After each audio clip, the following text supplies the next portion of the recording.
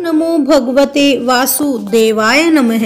भक्तजनों, कार्तिक महात्म्य के 15वें अध्याय में राजा पृथु ने जब प्रयागराज के दान स्नान आदि के विशेष महत्व के बारे में सुना तो उन्होंने कहा, हे नारद जी, अब आप भक्त वत्सल भगवान की पूजा का इतिहास सुनाने की कृपा करें। तब नारद जी बोले, हे राजन, एक पुरातन इतिहास कहता हूँ कि उसे ध्यान लगाकर सुनिए। कथा के बीच में बिल्कुल न उठें। पहले कांतिपुर नामक चोल नाम का एक राजा राज्य करता था। कांतिपुर में चोल नाम का जो यह राजा था वह बहुत ही प्रजा को सुखी रखने वाला राजा था। कोई भी दरिद्र, पीड़ित तथा दुखी नहीं था। राजा के नाम पर उस देश का नाम ही चोल देश रखा गया। एक बार वह राजा मूल्यवान मणि, मोतियों और अनेक प्रकार के हीरे जवाहरातों द्वारा भगवान की पूजा करके वहीं मंदिर में बैठ गया। उसी समय दूसरे नगर के ब्राह्मण विष्णु शर्मा आकर अनेक प्रकार की तुलसी के पत्तों से तथा जल से भगवान की पूजा करने लग गया। विष्णु शर्मा ब्राह्मण के द्वारा जब तुलसी के पत्तों से राजा के मणि मोतियों को ढक दिया गया तो यह देखकर राजा ने क्रोधित होकर ब्राह्मण से कहा, हे विष्णु शर्मा ब्राह्मण, तुमको पूजा का कुछ भी ध्यान नहीं है। मेरे द्वारा हीरे मोती जवाहरात को तुमने पूजा की शोभा न बनाकर अपने तुलसी के पत्तों से उन्हें ढककर समाप्त कर दिया है। यह सुन विष्णु शर्मा ब्राह्मण कहने लगा, हे राजन, घमंड में आकर तुम भगवान शिव की पूजा को नहीं जान रहे हो। ब्राह्मण के ये वचन सुन राजा ने कहा, हे ब्राह्मण, तुम गरीब हो, इस कारण भगवान की पूजा करना क्या जानो। क्या तुमने कभी भगवान का कोई स्थान बनवाया है, कोई यज्ञ किया है? अगर यही बात है तो मैं देखता हूँ कि भगवान की भक्ति करके पहले तुम स्वर्ग में जाते हो या मैं जाता हूँ। इतना कहकर राजा ने गुंगल ऋषि को आचार्य बनाकर बड़े बड़े यज्ञ करने आरंभ कर दिए और उस विष्णु शर्मा ब्राह्मण को वहां से भगा दिया। अब दूसरे ब्राह्मणों को चोल राजा ने अनेक प्रकार का द्रव्य दान किया, परंतु विष्णु शर्मा हमेशा की भांति माघ तथा कार्तिक मास के व्रत करता रहा, तुलसी वन को रोपता रहा, एकादशी का व्रत करता हुआ ओम नमो भगवते वासुदेवाय मंत्र का जाप करते हुए भगवान की पूजा अर्चना करता रहा। वह उठते बैठते चलते फिरते हर समय भगवान का स्मरण तथा कीर्तन करने लगा, साथ ही एक समय भोजन भी करता। एक दिन विष्णु शर्मा ने ज्यों ही रसोई तैयार करके रखी तो कोई भोजन उठा कर ले गया। इसके बाद उसने सायंकाल का व्रत भंग होने के भय से दोबारा रसोई नहीं बनाई और भगवान का भजन करता हुआ भूखा ही सो गया।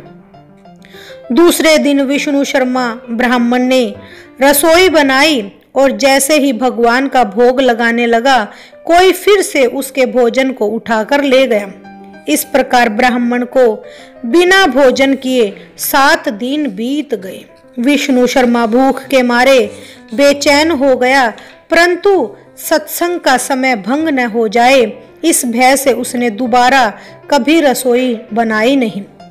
वह यही सोचता रहता कि न जाने कौन मेरे भोजन को उठा कर ले जाता है।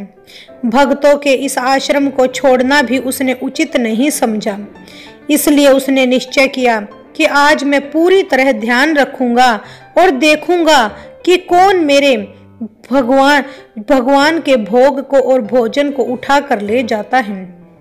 इसके बाद उसने जैसे ही भोजन तैयार किया, एक स्थान पर छिपकर बैठ गया। थोड़ी देर में उसने देखा कि एक अत्यंत दीनहीन दुर्बल चांडाल, जिसके शरीर में केवल हड्डियां ही बची थी, छिपकर आया और भोजन उठाकर ले चला। उसे देख विष्णु शर्मा का हृदय पिघल गया और फिर प्रकट होकर कहा, भैया रूखा भोजन मत ले जाओ, मेरे पास थोड़ा सा घी है, वह भी लेते जाओ। ब्राह्मण के यह वचन सुनकर वह चांडाल भयभीत होकर भागता हुआ ठोकर खाकर गिर गया। तभी विष्णु शर्मा भी उसके समीप पहुंच गया और एक वस्त्र से उस पर हवा करने लगा। थोड़ी देर बाद उस ब्राह्मण ने क्या देखा कि उस चांडाल की जगह शंख चक्र गदा पद्म तथा वनमाला पहने हुए भगवान विष्णु स्वयं वहां पर लेटे हुए हैं। उसी समय ब्राह्मण ने भगवान के चरणों में गिरकर नमस्कार किया। तभी रुद्र आदि देवता भी वहां पर आ गए। ऋषि मुनि वेद मंत्रों से उसका पूजन करने लगे। तब विष्णु भगवान ने अत्यंत स्नेह पूर्वक भगवान का आलिंगन करके उनको सारूप्य मुक्ति प्रदान की।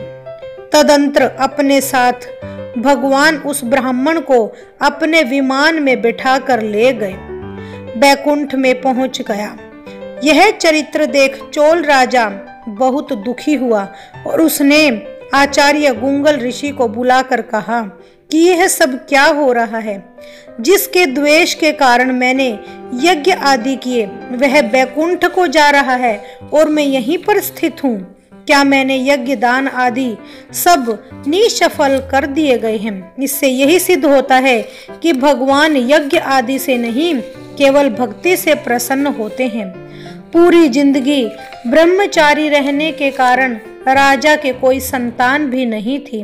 अतएव उसने राजा बनकर पूरा राजपाट धन संपत्ति त्याग कर अपने भांजे को सौंप कर भगवान मुझे स्थिर भक्ति प्रदान करे ऐसा कहते हुए यज्ञ कुंड में चोल राजा कूद गया। यह दृश्य देख गुंगल ऋषि ने क्रोध में आकर अपनी शिखा उखाड़ ली और तभी से अभी तक चोल देश में भांजा ही मामा का उत्तराधिकारी होता है और गुंगल गोत्र के ब्राह्मण आज भी सिर पर चोटी नहीं रखते।